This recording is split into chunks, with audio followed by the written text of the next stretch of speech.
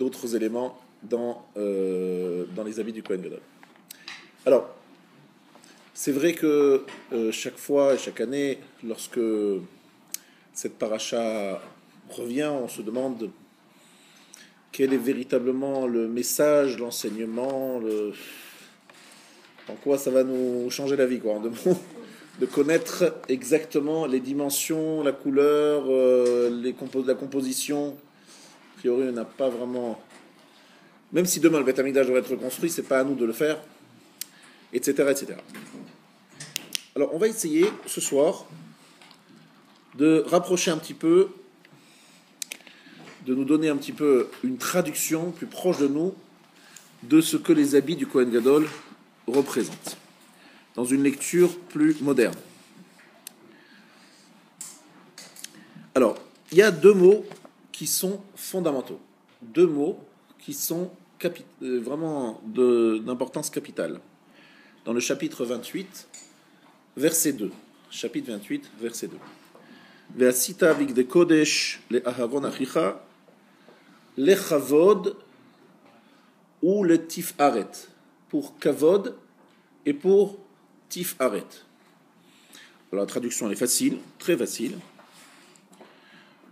Kavod, c'est parce que c'est quelque chose d'honorable, quelque chose de beau, quelque chose qui est d'honorable, c'est le mot. Et tifharet, ça veut dire la gloire, harmonieux, beau. Jusque-là, vraiment, c'est simple. Sauf que nous allons un petit peu essayer d'utiliser la Kabbalah pour essayer d'approfondir. La Kabbalah dit que il y a Abraham, Yitzhak et Yaakov, et qu'il y a Chesed, Gvura et Tiferet. Chesed, Gvura et Tiferet. Chesed, c'est Abraham. Gvura, c'est Yitzhak. Et Tiferet, c'est Yaakov. Et Kavod, c'est aussi Yaakov. Alors, bon, dire des mots comme ça, c'est gentil, mais ça ne veut pas dire grand-chose. On va essayer d'expliquer ce que ça veut dire. Alors, le mot Tiferet, PR, Tiferet, c'est une dimension d'harmonie, d'équilibre. C'est-à-dire qu'il y a beaucoup de choses qui sont belles, il y a beaucoup de raisons et beaucoup de façons d'embellir quelque chose. Mais une des choses les plus importantes lorsque vous voulez faire quelque chose de beau, c'est qu'il faut qu'il y ait une harmonie, une symétrie. Quelque chose où les différentes formes et les différentes couleurs font un ensemble harmonieux. Évidemment, vous le savez, plus les couleurs sont différentes et plus les formes sont différentes, plus le tableau est riche, plus vous risquez de faire une horreur, mais plus vous avez la possibilité de faire un chef-d'œuvre. Parce qu'un chef-d'œuvre, une des qualités d'un chef-d'œuvre, c'est quoi ? C'est d'avoir été capable de mettre dans un même tableau des couleurs très différentes, des formes très différentes, et de créer quelque chose d'harmonieux. Ça, c'est un chef-d'œuvre. Et souvent, d'ailleurs, dans la peinture moderne, moi je suis descendant d'artiste, donc je suis un peu dans la peinture. Enfin, en ce moment, c'est plutôt la peinture des murs, mais bon. Il y a quelques artistes en mes origines.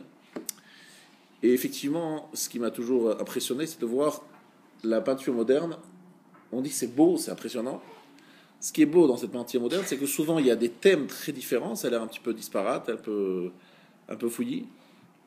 Et puis finalement, il se dégage quelque chose de cet ensemble qui est effectivement quelque chose d'harmonieux, alors que finalement, il y a beaucoup de thèmes, beaucoup de choses et beaucoup de couleurs différentes. Évidemment, c'est un talent d'être capable de trouver cette harmonie. Dans la dimension de Tiferet, on a Chesed et Gvura. On a la générosité et Gvura, vous savez, c'est l'inverse. Enfin, l'inverse, pas l'inverse, mais Gvura, c'est Hitgabrut, c'est réduire, c'est Chesed, c'est Hitpashtut, c'est s'étendre. Gvura, c'est plutôt réduire, donc c'est pas exactement la même chose. Et on a Tiferet qui est au milieu, qui est justement la capacité de mettre ces deux choses antinomiques, lointaines, et de créer quelque chose d'harmonieux au milieu. On appelle ça Tiferet. Moi, j'aime bien traduire ça dans des choses très concrètes, donc je vais vous traduire ça dans quelque chose de très concret. Qu'est-ce que ça peut vouloir dire, Tachlis, dans les faits? Eh bien, c'est tout simplement un papa et une maman. On va prendre ça très simple. Papa et une maman avec leur enfant. L'enfant, il demande pour la énième fois un 50e cadeau. Non. Pourtant, la maman, elle se lève toutes les nuits pour son fils, sa fille, pour l'aider, etc. Elle passe des heures dans les embouteillages pour ramener les enfants à l'école, pour les ramener. Elle dépense sans compter. Mais elle dit non lorsqu'elle demande un cadeau, un énième cadeau. Donc elle utilise la dimension de la gvoura, restriction. Je réduis. Comment est-ce que cela va avec cette gentillesse, cette générosité énorme de la mère? Réponse: si une mère ne sait pas dire non, son oui n'a pas de valeur. Parce qu'à force de dire oui à tout, d'accord, tout devient un dû.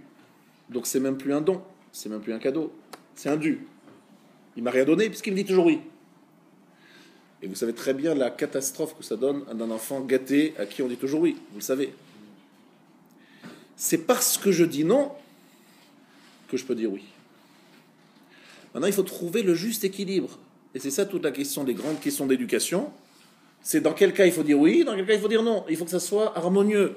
Qu'on ne se contredise pas, qu'on ne soit pas un jour oui, puis on dit non, puis demain finalement on dit oui. Et puis savoir trouver une ligne très claire, mais qui soit harmonieuse, équilibrée entre le oui et le non. Entre le don. Parce qu'en fait, finalement, dire non à un enfant, c'est pas par méchanceté.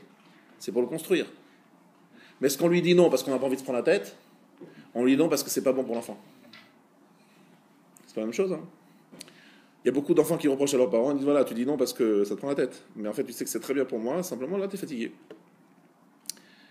Non, je dis non pour ton bien. Il faut que ce soit vraiment le cas. Je pense que c'est une évidence.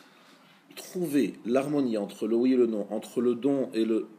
Même donner à n'importe qui, n'importe comment, c'est pas bon. Vous avez des gens, souvent je pose la question, il y a ici énormément de sollicitations de gens divers et variés qui viennent nous solliciter pour demander de l'tzedaka. Il y a un moment où je me dis, mais celui-là, je me demande s'il ne faut pas le secouer. Il y en a certains que j'ai secoués en disant voilà, tu sais, t'es en bonne santé, t'es jeune, tu vas aller travailler, s'il te plaît. Ah, mais si vous voulez refuser, donner la tzedaka, il essaie d'utiliser le. Je lui dis voilà, te donner la tzedaka, c'est te mettre dans une situation de dépendance. Tu n'as pas de dignité, tu vas te bouger et je t'appelle quelqu'un qui va t'engager tout de suite. Allô, vous engagez ce monsieur, demain, rendez-vous. Ah, il n'a pas apprécié, le bonhomme. C'est un paresseux. Il ne veut pas se bouger. Donc en fait, nous, on l'entraîne, on l'a pris d'habitude à être dépendant et à demander la tzedaka, et finalement, il s'en sort très bien comme ça. Il y en a même certains qui m'ont dit, on gagne plus en faisant la manche qu'en travaillant. Au moins, ils ont eu l'honnêteté de me dire. Je dis, oui, c'est bien, c'est une bonne idée. Une fois, j'ai pris une voiture, je dis, voilà, franchement, dis-moi, tu es en bonne santé, quel problème, qu'est-ce qui se passe? Il dit, voilà, je t'explique, lorsque je suis en Israël, je gagne 7000 shekels. Là, lorsque je fais la manche devant les synagogues, ça me rapporte 7000 euros. C'est très simple, le calcul, il est simple, entre 7000 euros et 7000 shekels. 7000 shekels, je m'en sors pas, donc voilà. Bon, qu'est-ce que ça veut dire? Ça veut dire qu'à force de lui dire oui, on l'a tout simplement enfoncé dans un système de dépendance, et c'est une catastrophe. On a transformé ce monsieur en un preneur, profiteur, qui n'a plus de dignité. Donc il faut savoir dire non, il faut savoir dire oui, il faut savoir trouver le juste équilibre. C'est pas simple. C'est ce qu'on appelle tiferet, l'équilibre, l'harmonie. La personnalité dans le monde juif qui représente tiferet, c'est le Kohen Gadol. Le Kohen Gadol, lorsqu'on le voit, on doit se dire oh là là, ça, tiferet.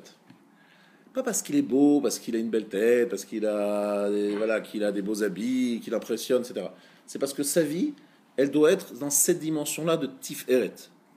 En quoi la vie du Kohen Gadol, plus qu'un autre personnalité, doit incarner la dimension de Tiferet, de l'harmonie? Pourquoi ça doit nous inspirer ce sentiment de c'est harmonieux, c'est beau, c'est...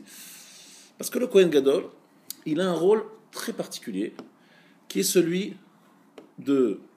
Il évolue entre les kétoret, l'apport des encens, la menorah, les korbanot, C'est-à-dire, il est en train de faire des offrandes dans le sanctuaire, mais il a la responsabilité, écoutez-moi bien, de l'équilibre spirituel du peuple juif. La preuve, vous la connaissez, mais je la répète, lorsqu'il y a un assassinat par inadvertance, quelqu'un a tué par inadvertance, il part en exil. Chayav Galout, exil, c'est-à-dire qu'il doit quitter sa maison, il doit se rendre dans certaines villes de refuge. Maintenant, si le Kohen Gadol meurt, il rentre à la maison. Donc vous imaginez, il doit prier très fort pour la mort du Kohen Gadol. C'est clair. À tel point que les mères des Kohanim d'Oli leur apportaient des friandises, de la nourriture, pour qu'ils ne prient pas pour la mort de leur fils. Ah oui, elles étaient inquiètes.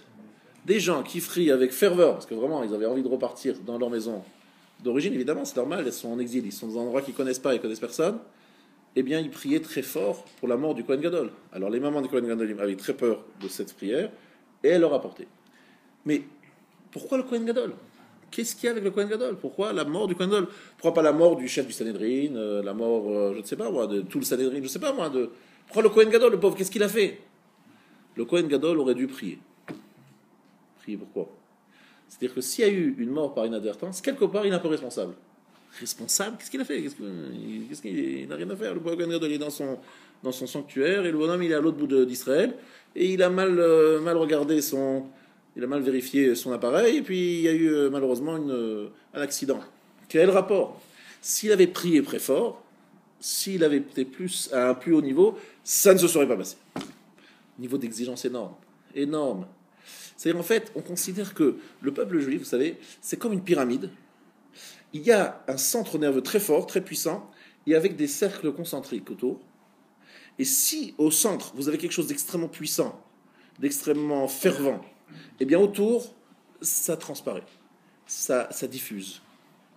Et si quelque part à l'extérieur il y a des laissés-aller, les gens ne sont pas très respectueux de la vie d'autrui, parce qu'il faut bien se rendre compte, la Gemara elle sait très bien, lorsqu'il y a une mort par inadvertance, c'est jamais, s'il n'est pas du tout responsable, c'est un cas de force majeure, il ne va pas en exil. S'il va en exil, c'est qu'il aurait dû un peu plus être vigilant et mieux vérifier sa machine, ou bien aujourd'hui ils sont traduits dans des mots plus modernes, il aurait dû conduire avec plus de modération, en allant moins vite, en faisant moins de risques, de peur, chas v'shalom, d'être à l'origine d'un accident mortel. Parce qu'il faut comprendre, les fous de la route, là, qui font marque leur vitesse, leur virilité, leur machin, c'est bien gentil tout ça, mais on prend des risques avec la vie d'autrui. Donc c'est véritablement un manque de respect de la vie d'autrui. Si dans un monde, il y a une spiritualité élevée, une exigence d'éthique élevée, eh bien les gens se conduisent avec respect. Et il y a effectivement des pays où il y a beaucoup moins de chauffards, beaucoup moins de gens qui font des excès, il y a des choses beaucoup plus policées, beaucoup plus tranquilles. Les gens se disent, posent la question, se projettent dans des situations, disant, j'ai une machine qui risque, chas shalom, de tuer quelqu'un, il faut que je sois prudent. Ah, je suis pressé, je suis machin, mais attendez, il y a la vie d'autrui. Donc quelque part, il est garant, le Kohen Gadol, du shalom, c'est-à-dire de l'organisation de la société. Et de ce fait, s'il y a un problème entre les hommes, il en est responsable. Vous savez tous que c'est l'amida de Aaron, Ohev Shalom, Verodev Shalom. Il aime la paix, il poursuit la paix. C'est pas juste l'attribut de Aaron, c'est chez les Kohanim, c'est une vocation, celle de faire régner la paix. C'est-à-dire que c'est une exigence spirituelle énorme d'être Kohen Gadol. C'est pas juste un poste magnifique, j'ai des beaux habits, on fait les photos sur Paris Match. Non. Kohen Gadol, c'est véritablement une exigence énorme. Et pourquoi juste le Kohen Gadol ? Parce que le Kohen Gadol, il est celui qui rentre dans le Yom Kippour, dans le Kodesh HaKodashim. Il est le dépositaire des prières, de la Tefila, de la Avoda. C'est quoi la Avoda ? C'est mettre un sacrifice sur l'autel et il y a une fumée qui monte. C'est quoi ce Reach Nichoach Lachem, cette bonne odeur pour Hachem ? C'est-à-dire qu'il est capable de réunir tout le peuple juif, d'être le représentant de tout le peuple juif, d'apporter les sacrifices et de dire à Hachem, regarde, on est là, face à toi, et je suis celui qui les représente. Il y a une vraie il va vers Dieu, mais il ne va pas seul. Il y va en portant avec lui tout le peuple juif. Qui est à l'origine de tout cela ? C'est Aaron, parce qu'Aaron, il a un trait de caractère absolument extraordinaire. Extraordinaire, le trait de caractère d'Aaron, vous le savez tous.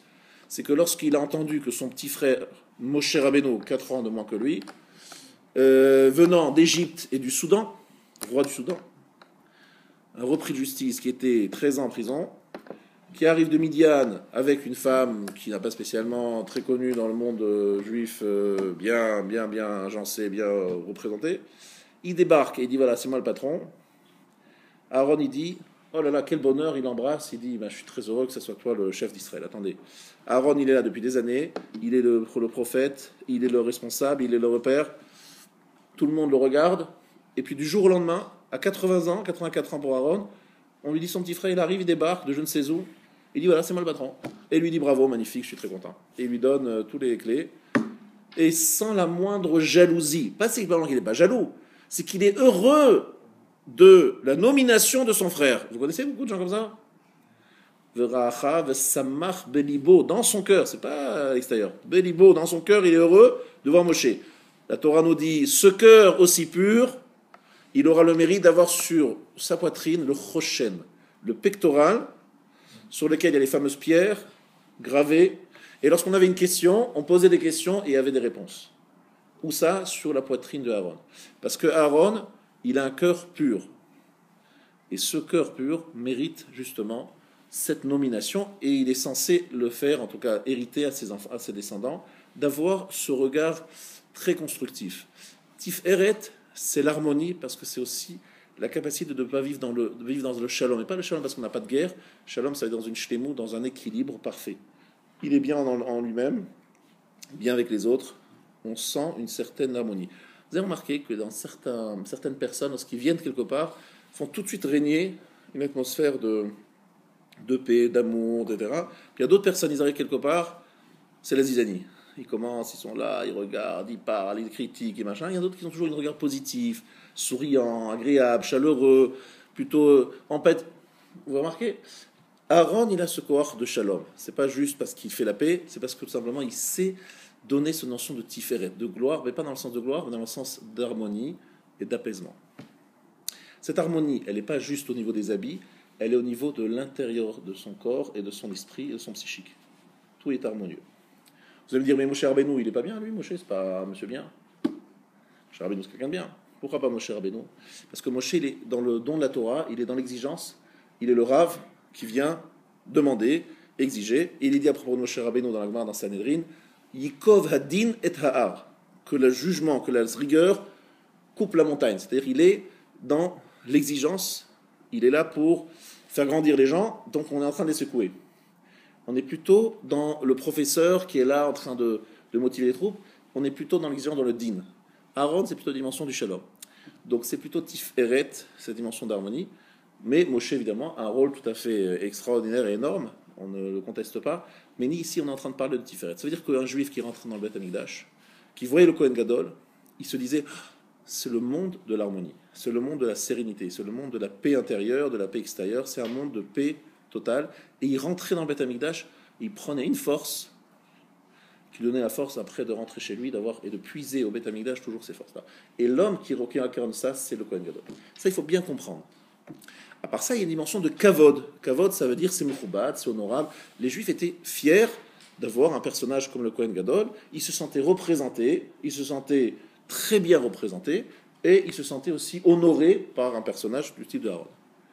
Moshe Rabbeinu était un petit peu au-dessus, c'était un personnage un peu lointain. Aaron était plus proche. Jusque-là, je pense que je n'ai pas dit quelque chose de particulier, vous le saviez avant, mais c'est important de le répéter. Maintenant, je vais bifurquer sur quelque chose qui, évidemment, je vous ai parlé depuis le début, qui est en fait la dimension du béguet, de l'habit, et qui est extrêmement intéressante à analyser. Lorsque on approfondit un peu, on découvre la profondeur de la dimension de l'habit. L'habit, vous le trouvez déjà à l'aube de l'histoire, lorsque Adam Arishon, il se trouve tout nu parce qu'il a fauté, il est nu. Il a honte d'être nu, et la première personne qui va l'habiller, c'est pas une personne, c'est Akadosh Baruch Hu, Dieu lui-même, qui va l'habiller.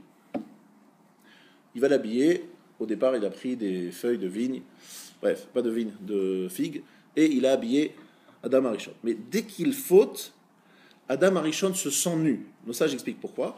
Parce qu'avant, il avait un corps qui n'était pas comme le nôtre, il était plein de lumière, sa neshama transperçait le corps, c'était quelque chose de très lumineux.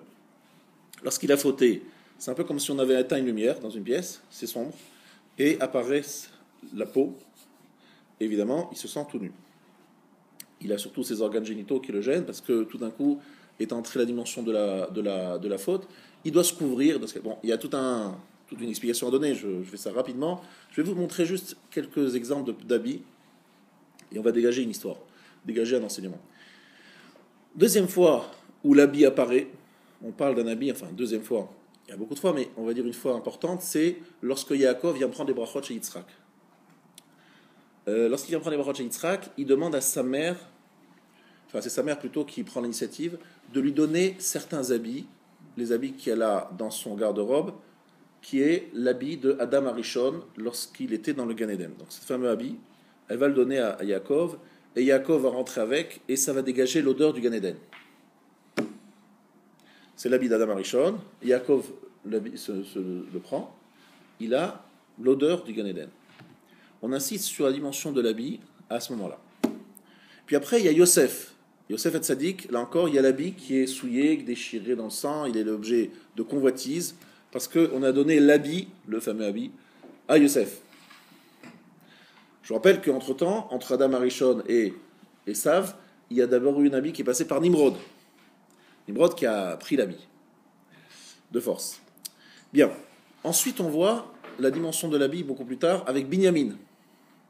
Parce que Yosef, lorsqu'il va récompenser, il va vouloir donner un cadeau à Binyamin, il va donner beaucoup de plus d'habits à Binyamin qu'à ses frères, et en allusion à un autre descendant de Binyamin, qui est Mordechai, qui va sortir avec des habits très particuliers du palais d'Achashverosh, lorsqu'il va être nommé Premier ministre.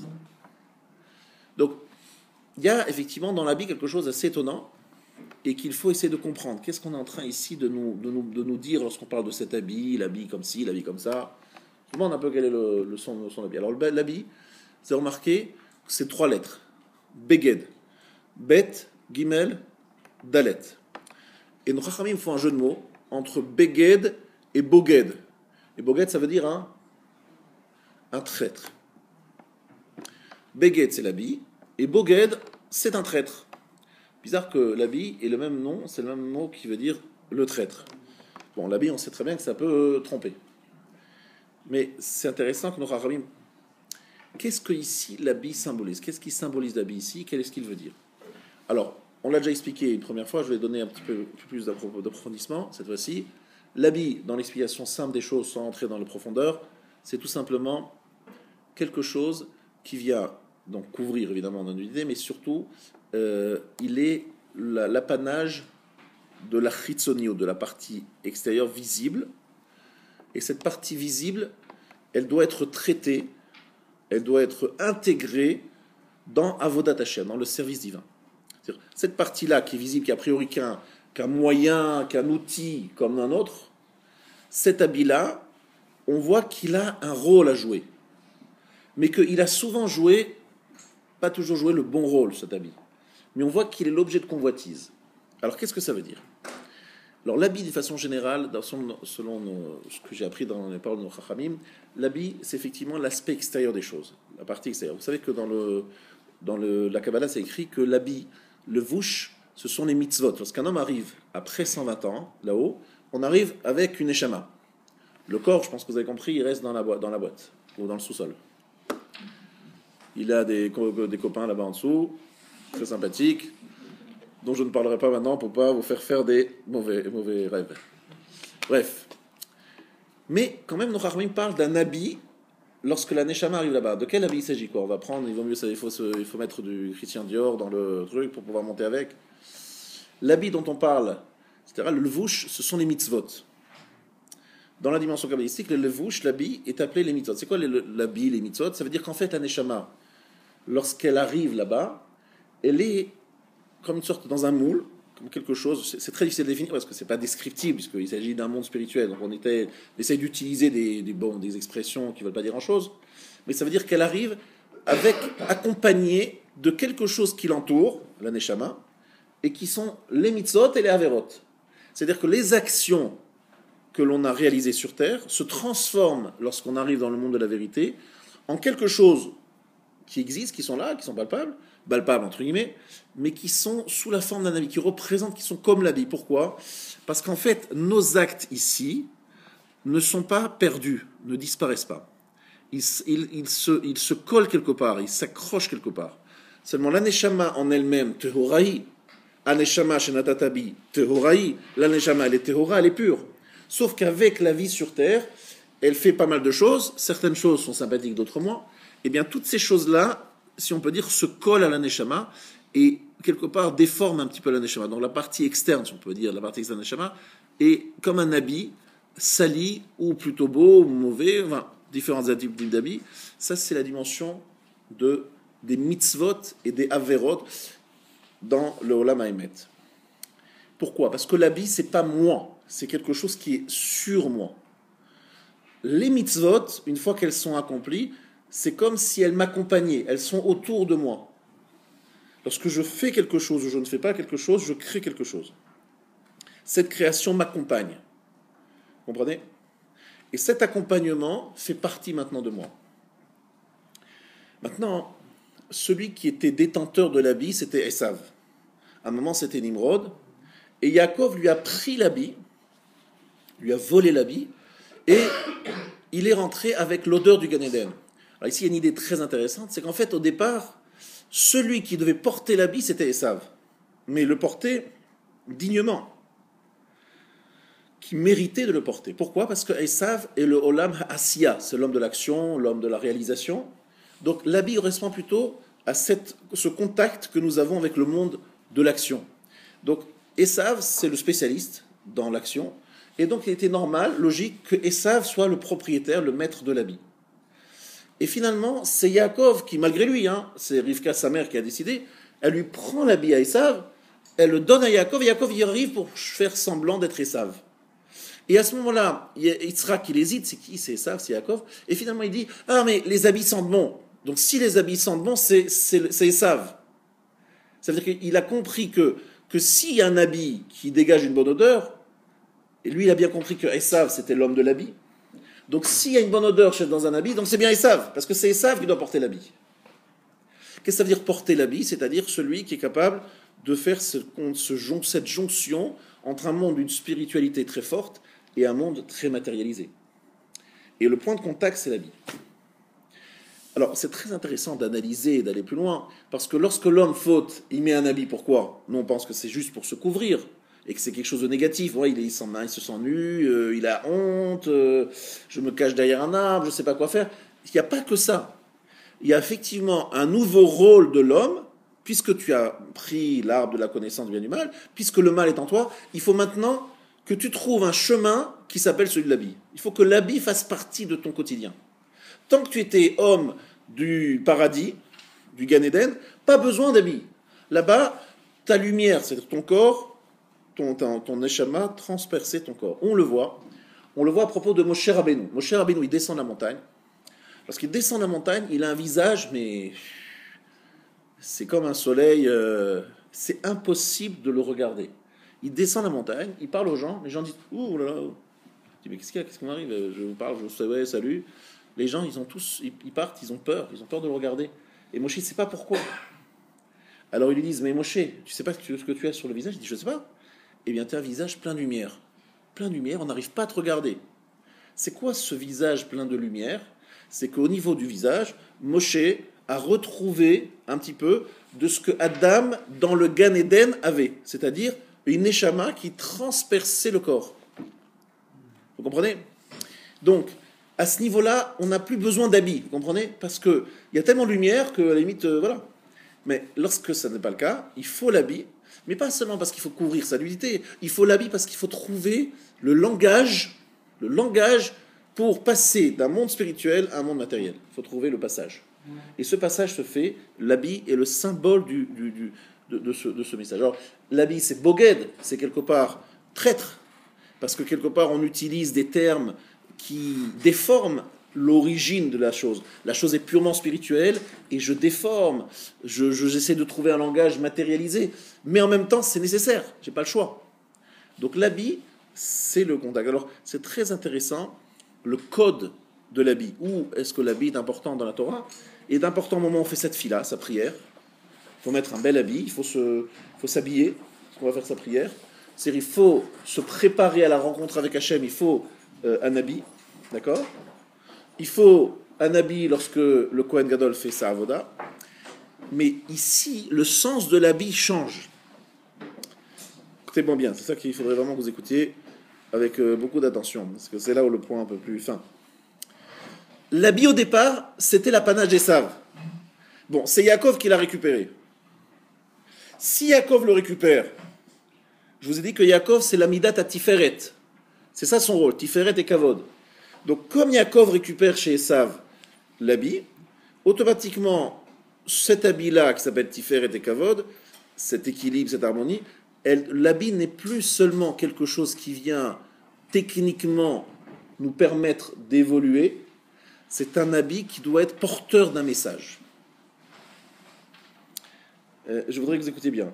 L'habit ne doit pas seulement être un emballage technique pour pouvoir se présenter devant les gens, ça doit être un porteur de message. Qu'est-ce que ça veut dire porteur de message? Ça veut dire que lorsque je vois un Talmid Chacham, je me dis, tiens, ce Talmid Chacham, il a une tache sur son costume. Chayav Mita. Chayav Mita. Oui. Chilul Hashem.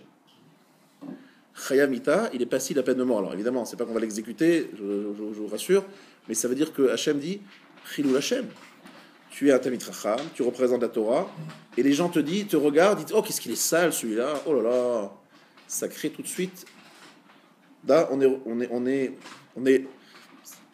profane le nom d'Hachem. Tu représentes la Torah et tu donnes pas envie. Non seulement tu donnes pas envie, mais en plus tu éloignes les gens de la Torah. Chilul Hashem. Ça, c'est une première madriga. Deuxième madriga. Non seulement il n'a pas de saleté, il ne repousse pas, mais son habit, il le porte bien. C'est quoi son habit qui porte bien? Ça veut dire que lorsqu'on voit ce Talmid Chacham évoluer dans le quotidien, on dit oh là là, comme c'est beau sa façon, en même temps d'être très spirituel et d'être capable d'éclairer dans son quotidien, dans sa façon de parler, dans sa façon d'être, dans sa façon de se présenter, dans sa façon d'être avec les gens. On dit oh là là, mais c'est beau quoi. On sent que la Torah qui est en lui le transcende même dans les relations du quotidien. On dit ah, c'est harmonieux ça, c'est harmonieux parce que c'est pas juste quelqu'un qui est dans une tour d'ivoire et qui est là-bas en train de parler à Dieu et dans les anges, avec les anges. Il est capable de donner une image et de transmettre quelque chose de très fort. C'est-à-dire, il dit aux gens, vous êtes dans le monde de la matérialité, vous pensez que vous êtes dans le monde de la matérialité, moi je suis le monde spirituel. Non, moi je suis capable de rentrer dans le monde de l'habit, c'est-à-dire aussi de trouver le point de jonction entre ces deux mondes dans une dimension spirituelle très élevée. J'ai trouvé le langage pour vous parler, pour apparaître devant vous d'une façon appétissante, si on peut dire, pour que l'habit soit source de bracha, source de kiddush Hashem. Donc ici, on est dans quelque chose de très important. On est dans le langage de l'habit qui est tiferet, la dimension de l'harmonie. C'est-à-dire que les gens disent « Ah, c'est harmonieux le judaïsme ». C'est pas juste réserver une caste dans un monastère appelé yeshiva. Il y a effectivement, dans ce monde de la Torah, quelque chose qui est viable au quotidien et qui est plein de spiritualité, qui est plein de lumière. Et là est la dimension du Beged. Le Beged du Kohen Gadol, il est mechaper, il expie les fautes. Vous savez ça, vous avez tous entendu parler de cette Gemara dans Zvachim, qui nous dit que Bigdei Kohen Gadol, les habits du Kohen Gadol, étaient mechaprim, faisaient expiation de beaucoup de fautes. Pour vous donner un exemple, la faute du Lachon Hara, j'ai ici devant moi la Gemara dans Zvachim, je peux vous la lire si vous voulez, mais rapidement. La Mad Ismecha, Parashat Korbanot et Parashat Bigdei Keuna. C'est la Gemara qui parle de notre paracha. Elle dit pourquoi la paracha des Korbanot est-elle juxtaposée à la paracha des habits des Kohanim? L'Omar Lecha, pour te dire, Ma Korbanot Mechaprim, Af Bigdei Keuna Mechaprim. De la même façon que les sacrifices font expiation, les habits des Kohanim aussi. Ketonet Mechaperet al Shvichut Dam. La tunique fait expiation sur l'assassinat. Et qu'est-ce qu'on cite comme assassinat? L'assassinat présumé de Yosef. Ils ont trempé la tunique de Yosef dans le sang. Voilà la preuve de la Gemara. Mirnasaim chaperet al gilui arayot. Les pantalons que portaient les Kohanim font expiation sur la faute des relations interdites. Ensuite, mitznefet, le chapeau, enfin c'est un chapeau un peu particulier, une sorte de turban, faisait expiation al-gassé arouar, l'orgueil. Et on apporte encore une preuve là-dessus. Avnet mechaper al-irour alev. Avnet, c'est une ceinture très longue qui contournait plusieurs fois, de très nombreuses fois, et qui montait au niveau de la poitrine. Donc c'est sur le cœur, et donc ça fait expiation sur les pensées du cœur, les mauvaises pensées, vous avez compris. Ephod mechaper al-avodat kochavim. Ephod, donc c'est une forme de tablier qu'on mettait derrière, et qui fait expiation sur l'idolâtrie, parce que les idolâtres, les prêtres idolâtres avaient ce genre d'habit. Et ensuite, Me'il mechaper à la shonara, le tunique bleu, vous savez que portait le Kohen Gadol, avec derrière en dessous, il y avait des petites, pas homonymes, des clochettes. Voilà, justement, monsieur a fait ça pour nous rappeler les clochettes. Et donc, mechaper à la shonara, ça fait expiation sur la shonara. Et tzitz mechaper à la zoutpanim. Tzitz, ça veut dire le fameux diadème, on écrit Kodesh Lachem, fait expiation sur l'effronterie, etc. Qu'est-ce qu'on voit ici? C'est quand même incroyable ça. On nous dit que le port de l'habit par un grand prêtre va faire expiation sur les fautes. Aucun rapport ces fautes-là. Les fautes les plus graves en plus, hein. On parle d'Avodazara, Shichud Damim, Gilui Arayot, c'est les fautes les plus graves. Et on se demande, mais quel rapport? Pourquoi expiation? C'est dans Zvachim, page 88b. Pour ceux qui veulent le revoir dans les mots. 88b, je vous invite à bien étudier cette Gemara. Cette Gemara est fondamentale, c'est Tetzavé, la paracha Tetzavé. Qu'est-ce que ça veut dire? Ça fait expiation. Comment on peut parler d'expiation si quelqu'un, un Kohen Gadol, porte des habits, il les porte bien, il les porte comme il faut, dans la halakha, puis tout d'un coup, hop, on est pardonné. Magnifique. C'est magique. On va dire qu'un sacrifice, ça se comprend. Parce qu'un sacrifice, on apporte un sacrifice, il y a un effort, on paye cher, on apporte un truc qui brûle, ça fait bon. Mais l'habit, le fait de porter un habit. En fait, il faut comprendre la chose suivante. Là, je vous apprends un grand chidouche. Je pense que ça, vous ne savez pas. C'est un chidouche. Comment on parle de kapara? Kapara, ça veut dire quoi? Expiation. C'est un truc mystique, on fait ça, on est bien... Non. Vous savez, lorsque on parle de baalé teshuva, de gens qui veulent faire teshuva, il y a plusieurs façons de faire teshuva. Il y a une façon qui est simple, c'est celle de se dire, voilà, j'ai fauté, il faut que je ne fasse plus de fautes, donc comment faire pour ne plus fauter? Je regrette, etc., etc. Bon, ça c'est le truc classique. Mais il y a une autre façon de faire teshuva qui est plus puissante et plus radicale. C'est celle de s'attacher à une personnalité. Je m'explique. J'ai décidé de faire teshuva. Maintenant, pour faire teshuva, je ne sais pas trop comment faire, je sais que je risque de tomber demain, Qu'est-ce que je fais? Je prends un rave, c'est mon maître. Qu'est-ce que ça veut dire? Je dis voilà, à partir d'aujourd'hui, monsieur rabbin, vous êtes mon maître, ce que je fais, avant de faire quoi que ce soit, je vous demande. Vous observez chez moi des choses qui ne vont pas, vous me faites la remarque. Mais pourquoi je suis venu vous voir? Parce que vous m'inspirez. C'est que votre façon d'être, de parler, d'être, elle me donne un sentiment d'harmonie, de bien-être. J'ai le sentiment que vous êtes un idéal. Mon idéal, en tout cas à moi. C'est comme ça que je le vis. Et je pense que la raison pour laquelle je faute, c'est parce que quelque part, je n'ai pas vu des gens qui m'inspiraient. Et je me suis dit finalement, les hommes sont tous des nuls et des médiocres. Donc je me suis un peu laissé aller. Parce que je me dis, bon, la vie ne vaut pas la peine de faire des efforts, parce qu'on est tous des nuls, on est tous en train de faire des calculs de 2 balles. Mais vous, lorsque je vous ai rencontré, je me suis dit, tiens, il y a quelqu'un qui a une moralité, qui a un mode de vie qui m'inspire, qui me fait envie. Eh bien, moi, j'ai envie de faire teshuva grâce à vous. Mais pas parce que je vous idolâtre, hein, vous n'êtes pas un rabbin ni une idole, mais simplement, votre mode de vie me plaît. Et j'aimerais que mes enfants vous ressemblent. S'il y a défaut de moi, de vous ressembler. En tout cas, moi, je vais essayer de vous ressembler, mes enfants, j'espère un peu plus, etc. C'est une personnalité qui nous inspire et qui finalement est mechaperet. Dans quel sens elle mechaperet? Pourquoi ça fait expiation? Parce que demain je vais devant Dieu, Rosh Hashanah, il me dit, monsieur, c'est quoi toutes ces bêtises là? Non, ça va changer, monsieur Akadosh Baruch Hu, pas de souci, je vais changer. Comment tu vas aller changer? Qu'est-ce qui me prouve? J'ai changé de fréquentation. Jusqu'à présent, je vivais avec des jeunes et des moins jeunes qui n'avaient rien à faire de la religion, ils ne comprenaient rien, ils mangeaient du rabbin à tous les râteliers, ils mangeaient en parlant de façon négative. J'ai découvert quelqu'un, une personnalité qui m'inspire, je suis sûr que sa fréquentation va me changer tout autour. Vous savez très bien l'influence de la fréquentation, vous savez toutes et tous, comme ça peut changer un individu. Ben, si je change de fréquentation, si j'ai quelqu'un qui m'inspire, si j'ai quelqu'un qui me guide, c'est une teshuva très rapide, une teshuva qu'on appelle teshuva avec raccourci. On a pris le raccourci et hop, on a fait une teshuva rapide. Pourquoi ? Parce s'est attaché à un mode de vie et qui est illustré par une personne qui, tout simplement, représente ce mode de vie et le présente de façon cohérente, de façon harmonieuse et qui m'inspire. N'est-ce pas un moyen de faire teshuva ? Le Kohen Gadol, par sa seule présence, existence, et du fait que tous les Juifs étaient invités à venir à Pessah, Shavuot, Sukkot, amener les Bikurim, amener les Korbanot, amener les Maaser, il y avait toutes les raisons pour aller au Beth Amikdash, donc on allait fréquenter le Kohen Gadol et aussi sa famille, ses proches. On se dit, finalement, même un Juif loin, même un Juif non inspiré, dit, finalement, on a une référence, regardez, on a quelqu'un de grand, de bien, et on a envie de lui ressembler, et ça change tout. Moi, je dis souvent ça aux parents d'adolescents qui veulent quelque part un jour se construire. Je leur dis, voilà, le vrai problème de l'adolescence, c'est que les parents, ils se disent, moi, je vais l'expliquer à mon fils. La mère dit, moi, je vais lui dire. C'est exactement ce qui ne marche pas, parce que le fils et la fille, justement, ils ont envie de dire zut à leurs parents. Bon. Le problème, alors, c'est quoi, monsieur le rabbin ? Il faut trouver des personnes qu'ils fréquentent, des amis et des rabbinim, des personnalités qui les inspirent. C'est ça qu'il faut trouver. Une bonne fréquentation, et surtout des personnalités qui leur donnent envie de devenir meilleurs. Nous, les parents, on ne peut pas tout faire. On peut pas tout faire, on n'est pas multifonction.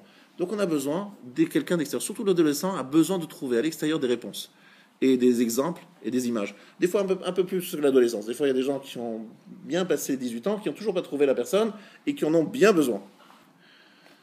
Moi, j'ai vécu avec un maître qui nous a toujours dit que sa vie, qu'il est né en 1934. Pourtant, d'après nos calculs, il est né 30 ans plus tôt. Il nous a dit, je suis né le jour où j'ai rencontré mon maître. Et ce jour-là, c'était en 1934, il est arrivé dans une yeshiva qui s'appelle la yeshiva de Mir. Le maître s'appelait Rav Yerucham Levovitch. Et il a dit, le jour où je l'ai rencontré, ma vie elle a changé du tout au tout. Et toute sa vie, jusqu'au ce dernier jour, il n'a connu que 2 ans, parce que le Rav il est mort en 1936, son maître. Et lui, jusqu'à sa mort, il vivait à l'ombre de son maître. Et j'ai vu Mamash, une personnalité se transformer, parce qu'à travers son récit et le récit de ceux qui l'ont connu en arrivant, ceux qui l'ont connu, mon maître Rav Wolbe en arrivant, ils m'ont dit, mais celui-là, il est gentil, mais bon, c'est un Allemand universitaire qui débarque ici, qu'est-ce qu'il va donner ? Il donnait pas cher de son avenir spirituel, il va vite repartir, et il a tout changé. Il nous a dit, je ne sais pas combien de fois il nous a dit ça, j'ai changé parce que j'ai eu un maître qui m'a inspiré. J'ai trouvé de l'harmonie, j'ai trouvé la grandeur, j'ai trouvé un vrai personnage, j'ai changé. Et toute sa vie, il continuait à demander aux élèves, aux enfants, alors, dis-moi encore un peu, qu'est-ce qu'il disait ton grand-père, ton père là-dessus ? Comment disait ton maître là-dessus ? Toute sa vie, il a vécu là-dessus. Et nous, on nous a abreuvé toute la période où j'ai entendu mon maître, il parlait que de son maître. Donc j'ai senti, ce que je vous dis, je l'ai vécu. C'est-à-dire vraiment être inspiré. Et ça s'appelle kapara. Pourquoi c'est kapara ? En un instant, j'ai changé de milieu, j'ai changé de fréquentation, j'ai changé de repère. En changeant de repère, je deviens meilleur. Mais le problème, c'est quoi ? C'est que la plupart d'entre nous, on a rencontré quelqu'un comme ça, mais après on retourne dans le quotidien avec des personnages pas du tout, qui nous inspirent pas du tout. Et donc finalement, on n'est pas mitkaper, on ne prend pas la kapara. Il faut avoir le courage de dire, je m'attache à lui, je ne le lâche pas. Et voilà. C'est facile à dire, pas toujours facile à faire, mais c'est comme ça. Et c'est comme ça que je comprends qu'Apara, Vodazara, Gilou, Yarayot, Shfichudami, les choses les plus graves, les plus gros dossiers disparaissent lorsque je vois mon maître. Je vois mon maître qui est l'antithèse de Azut Metzach, de l'effronterie. L'antithèse de la. Lorsqu'on parle d'assassinat, on n'est pas en train de parler obligatoirement d'assassinat. L'assassinat, vous savez, c'est quoi ? Moi, je vois souvent des assassinats, j'assiste souvent des assassinats. Mais il n'y a pas de sang qui coule. On rigole. Il y a à côté quelqu'un dont on se moque. D'accord ? Le bonhomme, il est là. Il change de couleur toutes les 2 minutes. En tout cas, il le fait semblant de ne pas changer. Tout va bien. Il rigole avec les autres, mais il rigole jaune. Parce que tout simplement, on est en train de se moquer de lui, ou de sa famille, ou de ses proches. Il vit un moment d'enfer, mais il n'ose pas le dire. Et les gens disent, mais nous, on rigolait. On rigolait. Ouais. Vous avez descendu quelqu'un, vous l'avez tué en rigolant. C'est pire. Ça veut dire en fait il faut comprendre. Et assassiner, c'est pas tuer. Assassiner, c'est des fois prendre la dignité de quelqu'un, se moquer de quelqu'un, c'est l'assassiner. Donc, on assiste à des assassinats, et le Kohen Gadol, c'est tout le contraire. C'est celui qui, au contraire, donne du kavod aux gens. Il ne prend pas le kavod pour lui. Il est quelqu'un de très honorable, de très fréquentable, mais seulement il est capable de ne pas prendre cela pour lui, mais de donner aux autres le sentiment qu'ils sont des gens très grands. En les fréquentant. Que faisait Aaron? Vous savez très bien comment il faisait Aaron. C'est écrit comme ça dans le Midrash. Lorsqu'il voyait quelqu'un qui se laissait un peu aller, il se rapprochait de lui et il devenait son copain. Comment ça va? Il s'intéressait à lui. Et l'autre, il était très gêné. Il dit, mais si Aaron, il savait quel avérage j'ai fait hier soir, jamais il voudrait être mon ami. Mais lui, Aaron, il le savait. Mais justement, en fréquentant cette personne disait, mais si Aaron est si proche de moi, il ne faut pas que je fasse ça, c'est pas possible. Je ne peux pas me permettre d'agir comme ça hier soir. Et puis finalement, là, je rencontre Aaron, on s'embrasse, on se fait des... Ça veut dire qu'il faisait grandir les gens en ne leur faisant aucune reproche, mais simplement se rapprochant d'eux. Et ces gens-là étaient honorés par cette relation, et ils ne voulaient pas vivre d'une façon vulgaire comme des voyous, parce qu'ils voulaient tout simplement vivre au niveau de Aaron. Vous entendez cette façon de rapprocher les gens? C'est magnifique. Ça, c'est Aaron. Lorsqu'il voyait une dispute, il se rapprochait de la dame, de monsieur, il essayait de faire le shalom bait, il racontait un peu des histoires à madame en disant que monsieur il a décidé de faire le shalom, à madame a décidé de faire le shalom. Il faisait le shalom entre les gens. C'est-à-dire cette capacité d'être Kohen Gadol, grand prêtre, et de se rapprocher de chacun, d'écouter chacun, d'être proche de chacun, c'est la force d'Aaron. Mais ça donne envie à tout le monde de grandir, et ça transformer, transcender tout le monde. Ça, c'est la dimension d'Aaron à Kohen. Alors, comment c'est Mechaper? Magnifique. C'est Mechaper parce que je donne aux gens un autre regard sur le monde. Par ma seule présence. C'est clair? Maintenant, vous me posez la question de savoir, c'est quoi Parashat Tetzavé? Parashat Tetzavé, c'est magnifique. Ça commence par une mitzvah qui, a priori, n'a rien à faire avec le reste, mais qui, en vérité, explique tout le reste. Il faut prendre de l'huile d'olive pure pour faire ner, allumer la menorah. Yikru elecha shemen zaitzach. Qu'est-ce que ça veut dire? Quel rapport? Pourquoi cette mitzvah se met au début de Tetzavé? Ce n'est pas du tout l'endroit où le mettre. Quel rapport? Pourquoi? Je vous rappelle qu'après, dans Tetzavé, on nous parle des habits du Kohen, la description des habits du Kohen Gadol et du Kohen Idiot, et on nous parle des sacrifices qu'il fallait apporter lors de l'inauguration du Mishkan. Quel rapport avec la menorah? Rien. Aucun. Un rapport très important. C'est qu'on ne nous parle pas de la menorah. On nous dit, s'il vous plaît, messieurs, vous allez m'apporter de l'huile d'olive pure concassée. Qu'est-ce que ça veut dire de l'huile d'olive pure concassée? Ici, on nous apprend quelque chose d'énorme. La capacité de voir dans chaque juif une olive. C'est quoi une olive? C'est quelque chose, lorsque vous le voyez, franchement, vous dites, oh, bon, un fruit de but, c'est pas magnifique une olive, et puis bon. Et puis finalement, en écrasant l'olive, on découvre qu'il y a de l'huile, et que cette huile a des capacités extraordinaires, incroyables. Une énergie, une force dans cette huile qui est insoupçonnable au départ. Eh bien, dans la capacité de voir dans chaque juif cette huile d'olive, cette huile qui est là, mais pas visible, et de se dire, moi, le Kohen Gadol, mon rôle, c'est de prendre l'olive, c'est-à-dire le juif qui est en face de moi, d'écraser un petit peu pour sortir la petite goutte d'huile, et de mettre la mèche, d'allumer, et de faire monter une flamme, c'est de révéler à chaque juif sa dimension à lui. C'est-à-dire, c'est pas de l'éclairer moi, c'est de lui montrer que lui est source de lumière. C'est pas que moi j'allume, c'est que je l'allume, d'accord, c'est moi qui l'aide à allumer, mais je l'aide à se révéler à lui-même. Moi je dis que c'est magnifique, c'est ça Tetzavé. Tetzavé, c'est révéler aux hommes leur grandeur. Mais comment je révèle à l'homme qu'il est grand?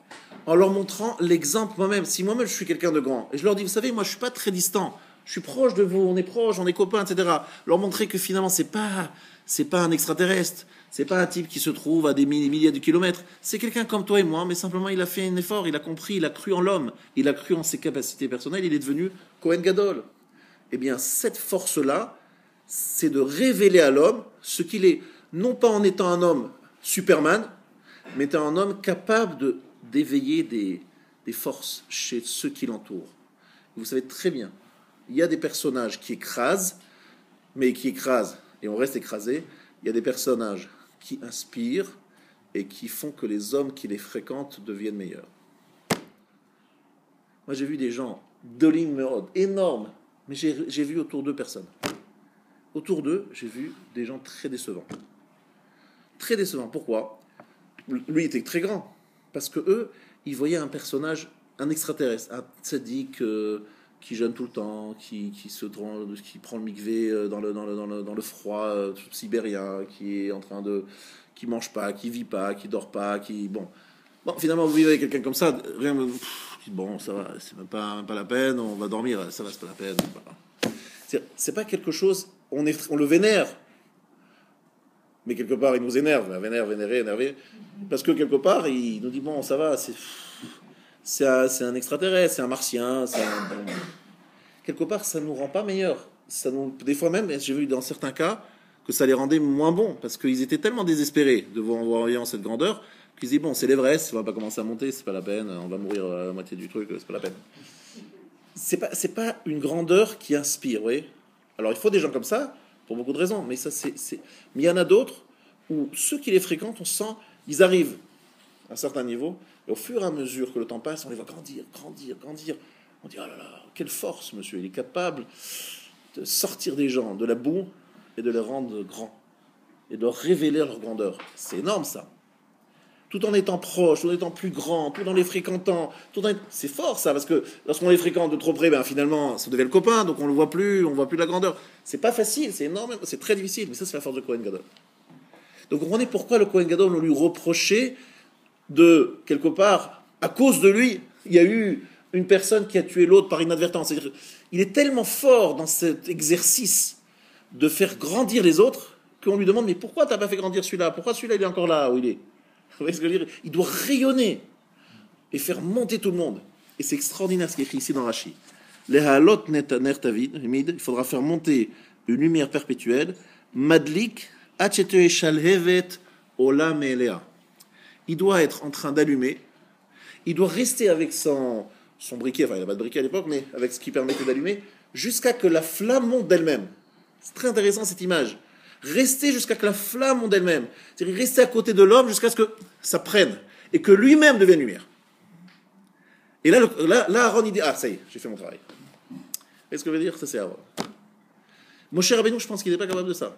Moshe Rabbeinu leur donne la Torah, il leur apprend les vrais chemins, il les sort d'Égypte, il fait des choses magnifiques, il leur fait des miracles, tout ce que vous voulez.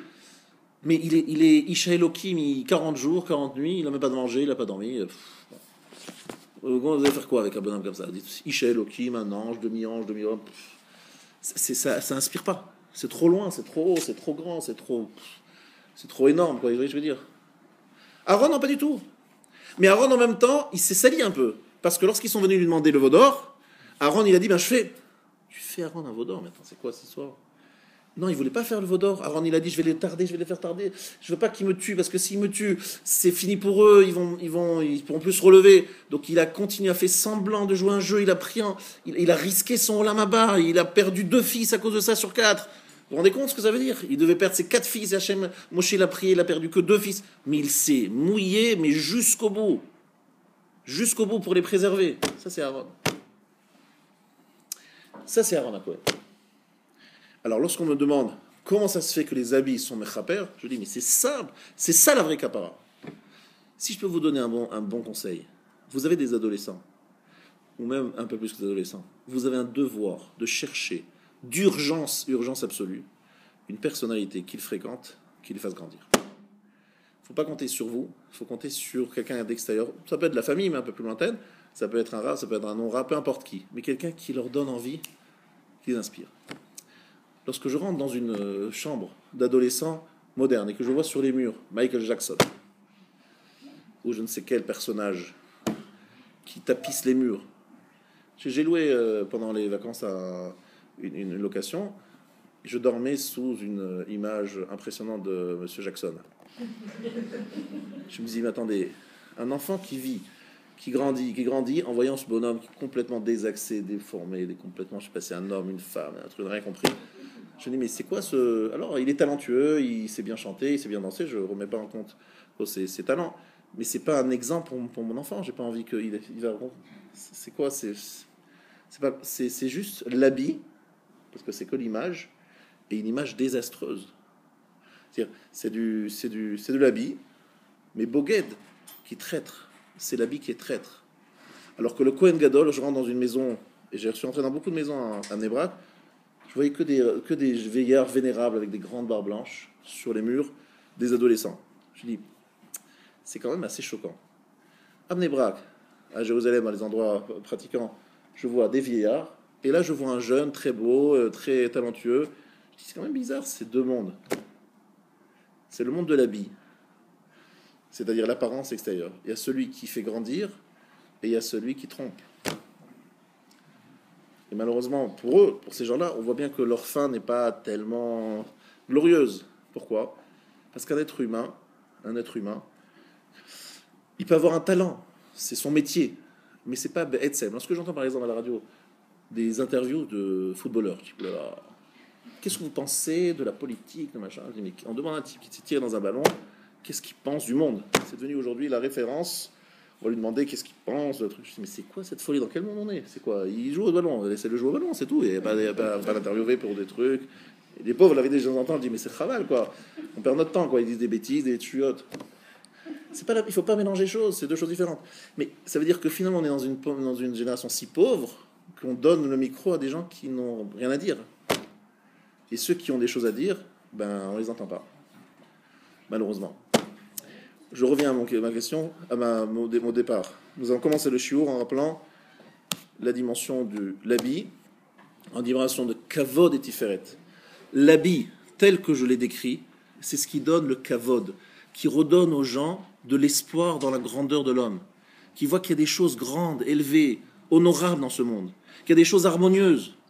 C'est ça que le Kohen Gadol, avec ses beaux habits, doit inspirer. Voilà ce que l'habit, l'aspect, c'est-à-dire l'image doit donner, pas le contraire. Voilà, prochaine étape après Arvit.